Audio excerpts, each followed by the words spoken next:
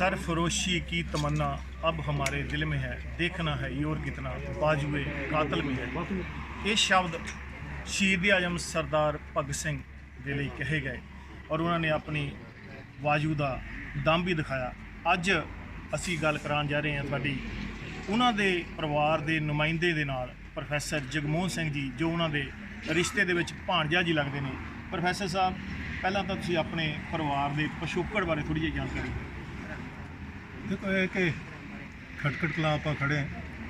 ਖਟਕੜ ਕਲਾਂ ਜਿਹੜਾ ਹੈ ਇਹ ਪਿਛਲੇ 9-10 ਜਨਰੇਸ਼ਨਸ ਤੋਂ ਉਹਨਾਂ ਦਾ ਪਿੰਡ ਹੈ ਔਰ ਉਦੋਂ ਵੀ ਔਰ ਉਹਦੇ ਵਿੱਚ ਵੀ ਜਿਹੜੀਆਂ ਬਹੁਤ ਸਾਰੀਆਂ ਵਿਚਾਰ ਬਣੇ, ਜਿਹਦੇ ਕਰਕੇ ਅੱਜ ਭਗਤ ਸਿੰਘ ਅਗਰ ਇਹ ਕਹਿੰਦਾ ਕਿ ਵੀ ਮੈਂ ਤੋਲ ਸਕਦਾ ਉਹਨਾਂ ਨਾਲ, ਮਤਲਬ ਸਾਮਰਾਜਵਾਦ ਨਾਲ, ਉਹਦੇ ਵਿੱਚ ਮਤਲਬ ਕੁਝ ਧਾਰਨਾਵਾਂ ਜਿਹੜੀਆਂ ਨੇ, ਕੁਝ ਵੈਲਿਊਜ਼ ਜਿਹੜੀਆਂ ਨੇ ਬਣੀਆਂ ਔਰ ਉਹ ਉਸ ਘਰ ਨਾਲ ਜੁੜੀਆਂ ਹੋਈਆਂ ਨੇ ਜਿਹੜਾ ਅੱਜ ਜੱਦੀ ਘਰ ਆਪਾਂ ਕਹਿੰਦੇ ਜਿਹੜਾ ਕੌਮੀ ਹੈ।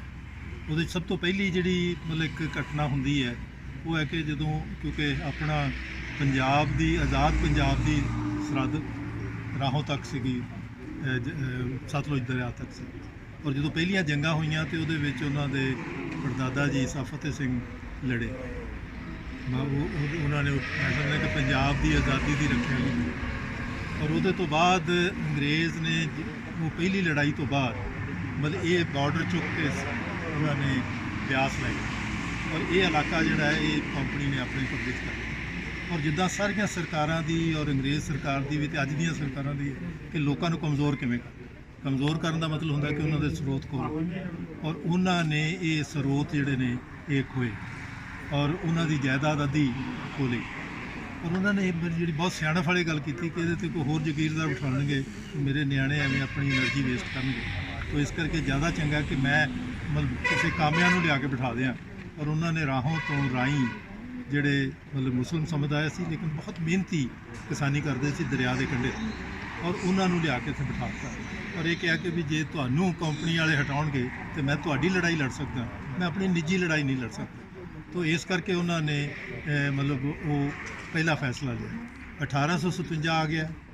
ਇਹੀ ਜਿਹੜਾ ਜੌਨ ਲਾਰੈਂਸ ਸੀ ਜਿਹੜਾ ਇੱਥੋਂ ਦਾ ਕਮਿਸ਼ਨਰ ਸੀ, ਇਹ ਬਾਅਦ ਵਿੱਚ ਮਤਲਬ ਪੰਜਾਬ ਦਾ ਗਵਰਨਰ ਬਣ ਗਿਆ ਔਰ ਉਹਨੇ ਸਾਰਿਆਂ ਨੂੰ ਬੁਲਾ ਕੇ ਜਾਗੀਰਦਾਰਾਂ ਨਾਲ ਸਲਾਹ ਕੀਤੀ ਕਿ ਹੁਣ ਮੈਂ 1857 'ਚ ਪੰਜਾਬ ਦੀ ਮਦਦ ਲਵਾਂ ਔਰ ਉਹਦੇ ਵਿੱਚ ਉਹਨਾਂ ਫੈਸਲਾ ਕੀਤਾ ਵੀ ਜਿਨ੍ਹਾਂ ਦੇ ਤੇ ਤੁਸੀਂ ਸਾਰਾ ਲੁੱਟਿਆ ਹੋਇਆ, ਮਤਲਬ ਜਿਨ੍ਹਾਂ ਦੀ ਜਾਇਦਾਦਾਂ ਖੋਈਆਂ ਨੇ, ਉਹ ਤੁਹਾਡੇ ਨਾਲ ਕਿਵੇਂ ਖੜੇ ਹੋਣਗੇ।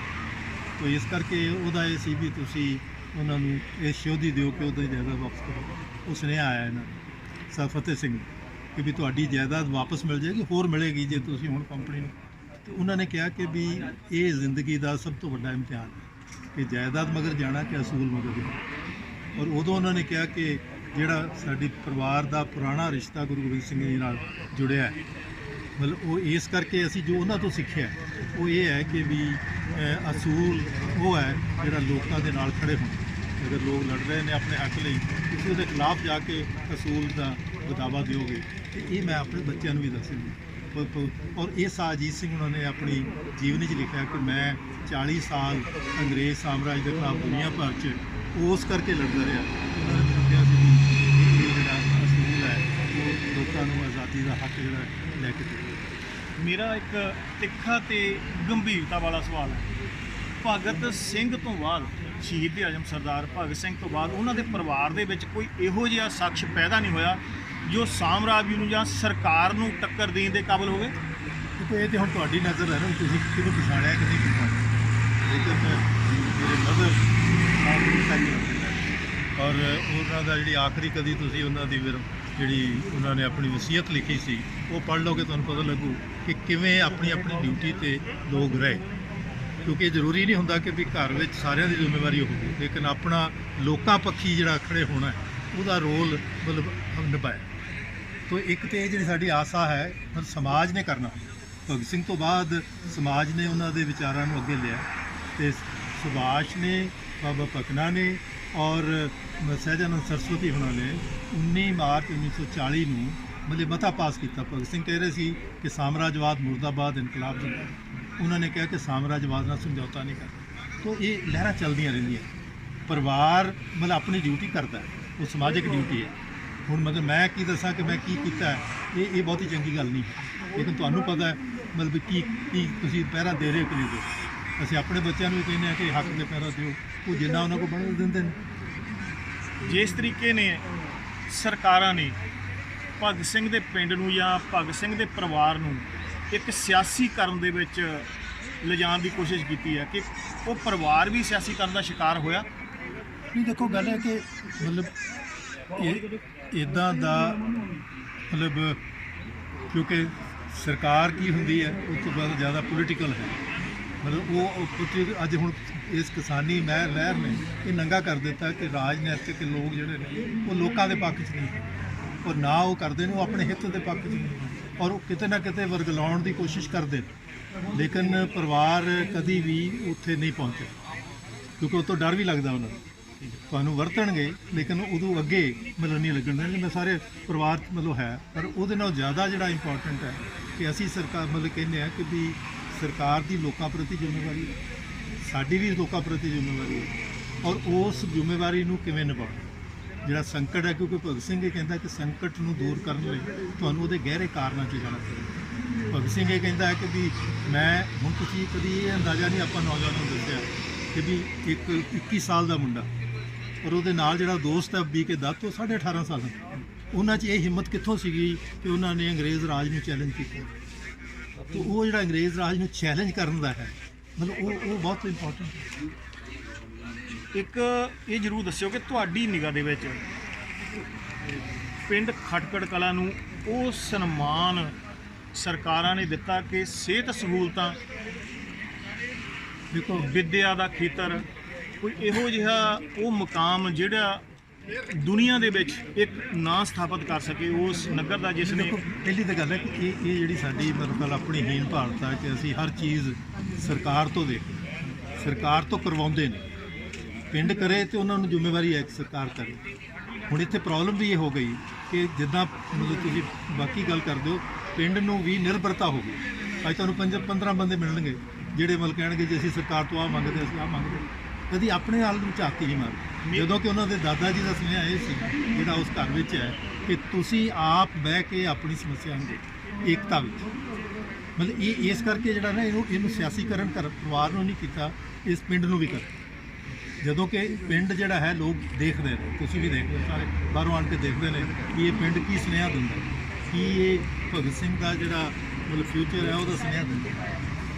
ਮੇਰਾ ਕਹਿਣ ਦਾ ਮਤਲਬ ਵੀ ਇਹੀ ਸੀ, ਇੱਕ ਨੌਜਵਾਨ ਜਿਹਨੇ ਛੋਟੀ ਉਮਰ ਦੇ ਵਿੱਚ ਉੱਠ ਕੇ ਆਪਣੇ ਦੇਸ਼ ਨੂੰ ਆਜ਼ਾਦ ਕਰਾਇਆ, ਉਸ ਨਗਰ ਨੂੰ ਵੀ ਸਰਕਾਰਾਂ ਦੇ ਹੱਥ ਵੱਲ ਦੇਖਣਾ ਪੈ ਰਿਹਾ ਕਿ ਸਾਡੇ ਨਗਰ ਨੂੰ ਵੀ ਡਿਵੈਲਪ ਕੀਤਾ ਜਾਵੇ। ਇਹ ਪਿੰਡ ਦੇ ਨੌਜਵਾਨ ਜਾਂ ਪਿੰਡ ਦੀ ਗੱਲ ਨਹੀਂ ਨਾ, ਪਹਿਲਾਂ ਤਾਂ ਇਹ ਵੀ ਆਪਾਂ ਸਾਡੇ ਨਾਨੀ ਜੀ ਇੱਕ ਬਹੁਤ ਹੀ ਮਤਲਬ ਸਾਨੂੰ ਗੱਲ ਕਹਿ ਗਏ ਜਿਹੜੀ ਦੁਨੀਆ ਨੂੰ ਵੀ ਕਹੀ ਕਿ ਮੇਰਾ ਮੁੰਡਾ ਇਕੱਲਾ ਖੜਾ ਚੱਲਦਾ ਨਹੀਂ ਰਹਿੰਦਾ, ਉਹ ਆਪਣੇ ਸਾਥੀਆਂ ਨਾਲ ਖੜਾ ਚੱਲਦਾ।